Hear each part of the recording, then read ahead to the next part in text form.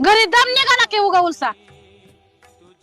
आता मला माहिती होतं का कुलूप लावून दडून बसन म्हणून. आण खाऊ द्या नका पाणी पिऊ द्या ना.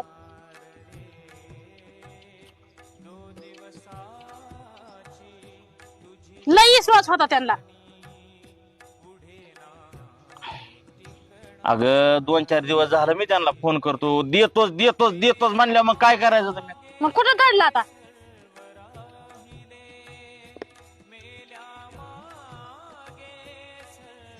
सर झालं का समाधान आता? नको चिडचिड करू. चल चला आता कावा यायचं महागारी? चल. नाही कुणाचे कोणी नाही रे नाही